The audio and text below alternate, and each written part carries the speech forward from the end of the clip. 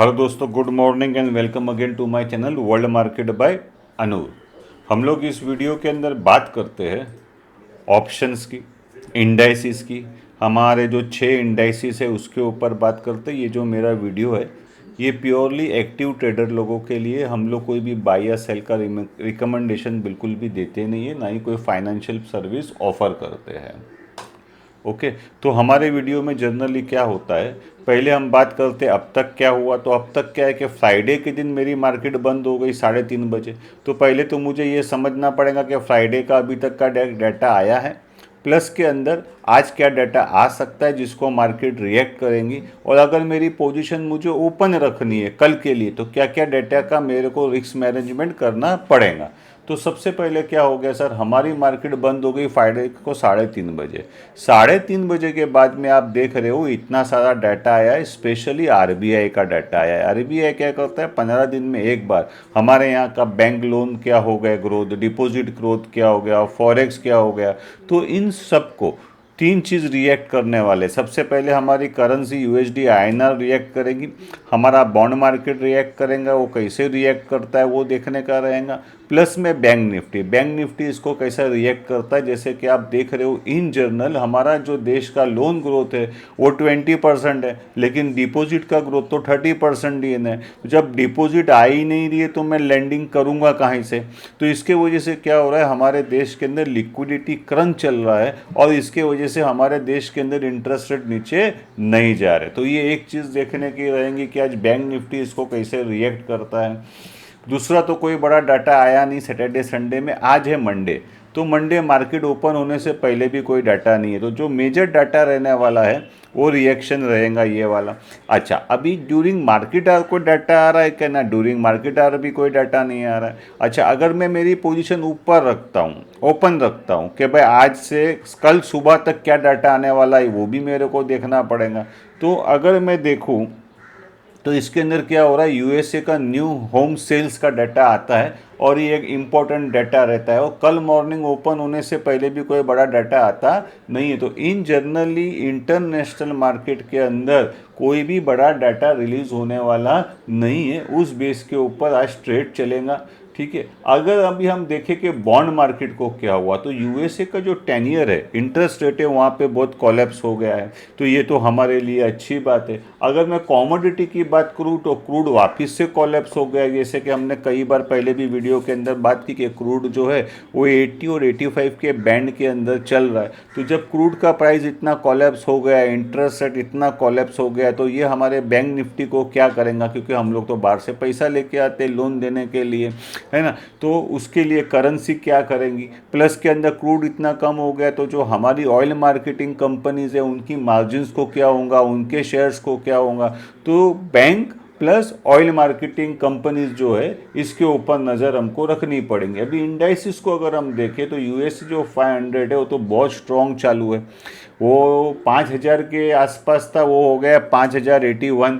Plus के अंदर ये है यूएसए 30 जिसके फ्यूचर्स, ये दोनों जो है वो फ्यूचर्स है और वो ये अभी चालू है। हालांकि यूएसए मार्केट बंद है लेकिन यूएसए के जो फ्यूचर्स है वो करीबन 24 आवर्स चालू रहते हैं। और डॉलर इंडेक्स की जब हम बात करते हैं तो डॉलर इंडेक्स 104 के नीचे, तो इसका भी टेंशन नहीं है। विक्स वहाँ पे ठंडा पड़ा हुआ है। तो मोटा मोटा इंटरनेशनल मार्केट का अगर मैं आपको मेरा पेज बताऊं, ये वाला पेज अगर आप देखेंगे ये है इंटरनेशनल मार्केट। तो अभी ये इंटरनेशनल मार्केट के अंदर क्या है कि जो हमारी 3:30 बजे मार्केट बंद हो गई उसके बाद में मार्केट में इंटरनेशनल मार्केट में क्या रिएक्शन आया आप यहाँ पे देख रहे हो। ऑलमोस्ट सब फ्लैटिश है, कोई बड़ा रिएक्शन है नहीं। ये है हमारा यूरोप का डिपार्टमेंट। अभी यूरोप तो दोपहर को 2:30 बजे, सॉरी 12:30 बजे, 1:30 बजे खुलेगा, लेकिन जो एशिया मार्केट है वो तो खुली है। तो ये एशिया मार्केट भी आप देख रहे हो ऑलमोस्ट फ्लैटिश है। अभी हमारा जो गिफ्ट निफ्टी है, वो गिफ्ट निफ्टी क्या कर रहा है वो भी देख लेते हैं। अभी यहाँ पे हम आ जाए गिफ्ट निफ्टी के ऊपर, तो गिफ्ट निफ्टी कितना बता रहा है सर, गिफ्ट निफ्टी बता रहा है ये वाला फेब्रुवरी का जो बता रहा है वो 220 रुपया बता रहा है, और मार्च का जो बता रहा है वो 378 बता रहा है। ये दोनों के बीच में 150 पॉइंट का फ़र्क है। लेकिन अभी क्या है कि ये जो है ये 29 तक क्या है, इसका एक्सपायरी है। तो ये जो वीक है ये लास्ट वीक है, इसके अंदर बहुत सारी एक्सपायरीज आएंगी, और बहुत सारे जो ये है क्या कहेंगे स्टॉक्स के ऑप्शंस है उसके अंदर डिलीवरी का खतरा रहता है। तो आज मंडे मॉर्निंग से ही क्या होगा, रोल ओवर स्टार्ट हो जाएगा, लोग फेब्रुवरी की पोजीशन बंद करेंगे और मार्च के अंदर कन्वर्ट करेंगे। ये एक डेटा अभी होने का स्टार्ट हो जाएगा। अभी ये 220 बता रहा है। ओके, तो मैंने क्या भाव में बंद किया था वो भी जरा देख लेते। तो मेरे यहाँ जो बंद हुआ था, मेरे यहाँ बंद हुआ था यहाँ पे, ये मार्च महीने का जो आप देख रहे हो बता रहा है 374 के आसपास ये अभी बता रहा है। अच्छा, अभी ये सिचुएशन यहाँ हो गई 374, और यही क्या बता रहा है 378। मतलब हम लोग ऑलमोस्ट फ्लैटिश है, इसके अंदर कोई बहुत बड़ा गैप या गैप डाउन बता नहीं रहा है। अच्छा, अभी ये तो हो गई इंटरनेशनल मार्केट। अभी हम ये देख लेते हैं कि हमारी मार्केट ने फ्राइडे के दिन क्या किया था, तो थोड़ी मेमोरी रिफ्रेश हो जाती है। अब फ्राइडे के दिन हुआ क्या था कि गुरुवार के दिन ये इतनी बड़ी रैली आ गई, और फ्राइडे के दिन ऑलमोस्ट मार्केट फ्लैट ही था। एक पब्लिक सेक्टर बैंक जो है, पब्लिक सेक्टर बैंक का इंडेक्स जो है उसके अंदर हमको वीकनेस देखने को मिली थी, जो आप यहाँ देख रहे हो। लेकिन वो वीकनेस का कारण क्या था, एक सिंगल स्टॉक था बैंक ऑफ बड़ौदा। ये बैंक ऑफ बड़ौदा का आप स्टॉक देखोगे उसके अंदर किसी न्यूज़ के कारण सेलिंग आ गई थी। नहीं तो फ्राइडे के दिन तो पूरा मार्केट फ्लैटिश ही था, उसके अंदर कोई भी मूवमेंट था नहीं। आज मंडे मॉर्निंग जब मार्केट ओपन हो रहा है तो ये जो हमारा आरबीआई का डाटा है या ईल्ड का डाटा है, ये सबको रिफ्लेक्ट करने के बाद में अक्खे दिन के अंदर कोई भी बड़ा डाटा आता नहीं है। इसका मतलब क्या होगा कि हमको यूरोप मार्केट के ऊपर ध्यान रखना पड़ेगा कि यूरोप की मार्केट के अंदर कोई बड़ा न्यूज़ आता है, जैसे कोई रिजल्ट्स वगैरह आ जाते हैं, तो उसके वजह से करेंसी के अंदर मूवमेंट, और करेंसी के वजह से हमारे यहाँ मूवमेंट आ सकती है। तो ये तो क्या था, फ्राइडे के दिन का ये था मार्केट था। अभी हमको देखना पड़ेगा कि फ्राइडे के दिन कैश फ्लो को क्या हुआ, इन या आउट, किसी ने पैसा डाला पैसा निकाला। तो ये आप देख रहे हो ये DI है, ये FFI है। तो ये 5-6 दिन का डाटा आप देख रहे हो, कांस्टेंट इंडिया के अंदर, इंडियन स्टॉक मार्केट के अंदर पैसा आ ही रहा है। क्या FFI का भी आ रहा है और DI का भी आ रहा है। यहाँ पे आप चार्ट देख पा रहे हो, ये देखिए एक हल्का सा टिक आ गया है। जो FFI की सेलिंग थी कैश मार्केट के अंदर वो अभी बंद हो गई है, और DI तो स्ट्रॉन्ग बाई कर ही रहा है। ये दोनों का मिला के टोटल आप देख रहे हो कि कांस्टेंट हमारी शेयर मार्केट के अंदर पैसा जा ही रहा है। अभी ये तो क्या था सर, ये तो कैश था। अब कैश के बाद में एक चीज़ होती है डेरिवेटिव्स, वायदे में क्या हो रहा है। अभी वायदे के अंदर अगर हम ये मेरा जो चार्ट है ये बैंक निफ्टी का है। अब बैंक निफ्टी में तेजी करने वाले लोग 22 लोग हैं, और मंदी करने वाले लोग 28 लोग हैं। तो थोड़े से मंदोड़िए फ्राइडे के दिन ज़्यादा थे। अभी यहाँ पे आप देखेंगे कि ये चार्ट देख के ही आपको समझ में आता है कि ये एक बहुत बड़ा गुरुवार के दिन रिवर्सल हुआ था। मार्केट खुली, मार्केट नीचे गई, सब लोग ने मार्केट को शॉर्ट किया, सब लोग इसमें ट्रैप हो गए, और ये मार्केट ऊपर आ गई। और फ्राइडे के अंदर क्या हुआ, मार्केट ने गैप अप ओपन किया, और जैसे ही गैप अप ओपन हुआ उसके अंदर सेलिंग आ गई। इसका मतलब क्या है कि मैंने आपको कई बार हमने इस वीडियो में डिस्कस किया है कि ये जो 21,500 है, मंथ की स्टार्टिंग के अंदर ही 21,500 का किसी ने कॉल भी राइट कर दिया था और पुट भी राइट कर दिया था। इसको बोलते हैं स्ट्रेडल। तो ये स्ट्रेडल जो था उसके अंदर उसको करीबन 800 रुपया मिल गया था। तो 21,500 में अगर आप 800 रुपया या 700 750 रुपये जो भी उसकी एवरेज रही होंगी, तो ये 22,200 है। 22,200, 250, 300 ये सब इनकी एवरेजेस है आउटर की।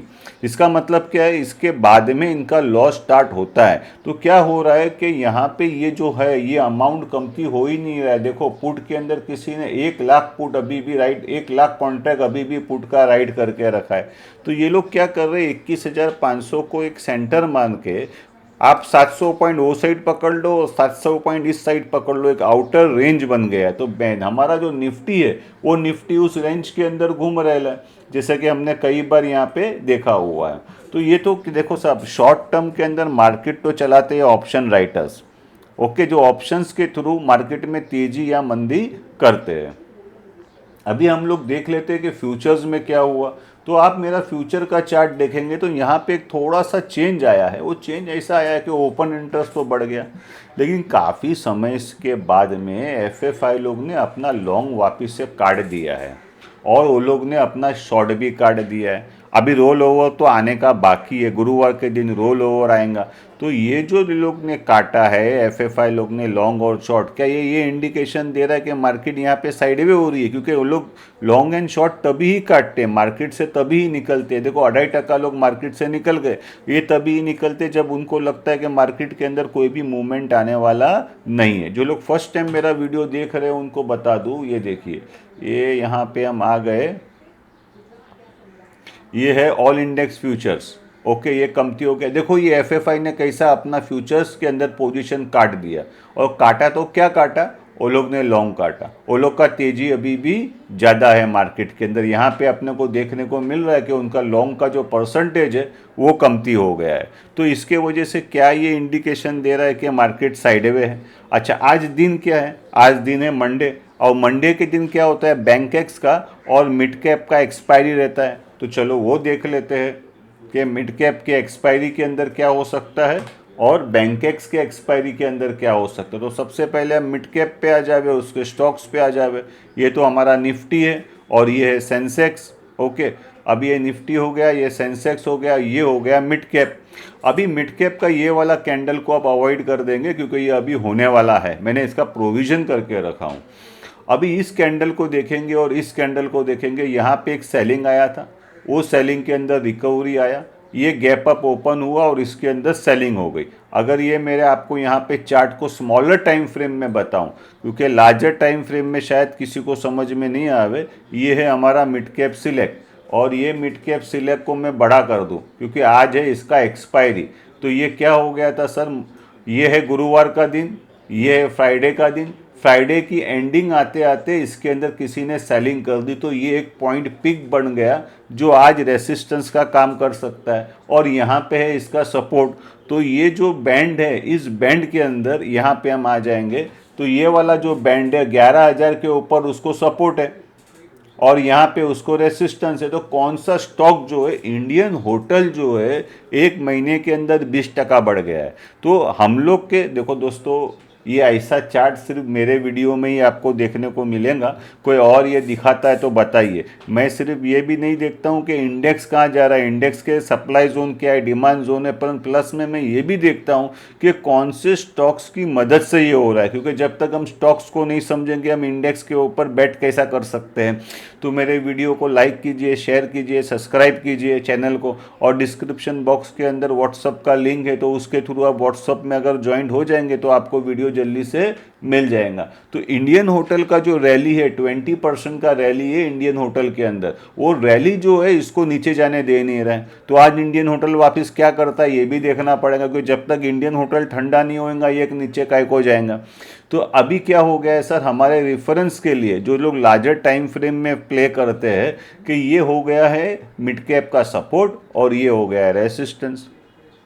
अगर मुझे इंट्राडे ही करने का है तो इंट्राडे में तो कल का हाई और कल का लो, फ्राइडे का हाई और फ्राइडे का लो, यही एक हमारे लिए रेफरेंस पॉइंट हो सकता है।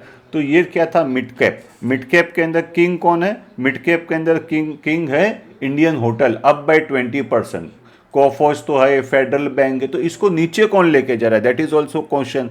फ्राइडे के दिन क्या हो गया, जितने भी पब्लिक सेक्टर फाइनेंशियल्स थे उसके अंदर वीकनेस था, तो पीएफसी 6% डाउन है, फार्मा 9% डाउन है, औरो फार्मा। तो ये लोग इंडेक्स को वीक कर रहे हैं, लेकिन इनका वेटेज कमती है, वो भी देखने का है। अभी हम बात करेंगे बैंक एक्स की, क्योंकि बैंक एक्स का आज एक्सपायरी है। तो बैंक एक्स के लिए हमको बैंक निफ्टी भी देखना पड़ेगा और पब्लिक सेक्टर बैंक का भी थोड़ा सा उसके अंदर वेटेज है। अभी ये जो आप देख रहे हो ये है पब्लिक सेक्टर बैंक, 1 2 3 4 5 6 दिन से पब्लिक सेक्टर बैंक जो है वो एक ही जगह पे। तो आप 1 आवर के टाइम फ्रेम पे अगर जाके देखेंगे तो आपको पता चलेगा कि उसका जो बैलाजर बैंड है वो स्क्वीज हो गया है। तो यहाँ पे मूवमेंट भी कोई नहीं है। ओके, 6 दिन से पब्लिक सेक्टर बैंक एक ही जगह पे है। और इसके अंदर हो क्या रहा है सर, यहाँ पे देखिए कैनरा बैंक 20% ऊपर है, ये सारी जितनी भी बैंक्स है वो सब ऊपर है, लेकिन इसके अंदर अभी फिलहाल वो ट्रैप्ड है, दैट इज द फैक्ट।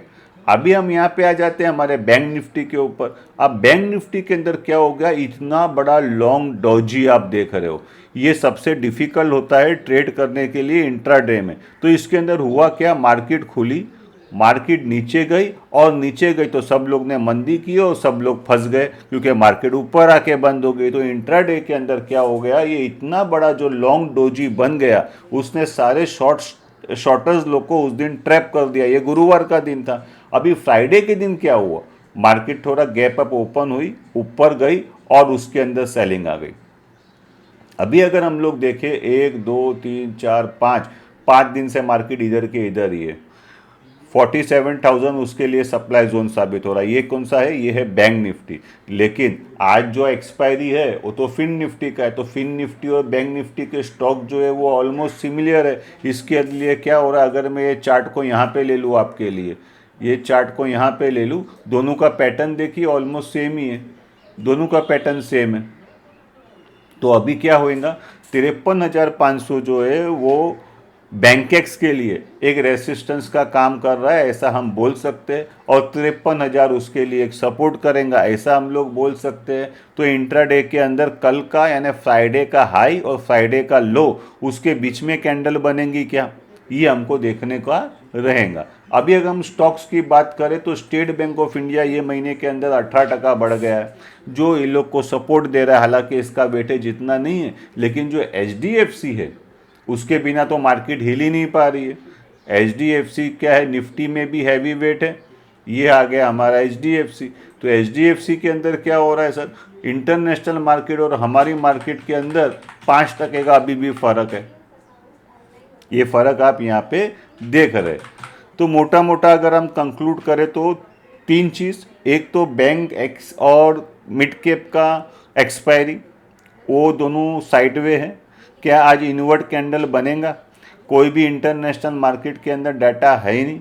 आज अगर मैं मेरी पोजीशन ओपन भी रखता हूँ तो USA मार्केट के अंदर कोई बड़ा पोजीशन या कोई बड़ा डाटा आने वाला है ही नहीं। तो खाली न्यू होम सेल जो है उसका रिस्क मेरे को लेवरेज करके हेज करके चलने का है। तो दोस्तों अगर वक्त रहा तो कल के वीडियो में वापस मिलते हैं। थैंक यू वेरी मच, और शेयर करना ना भूले।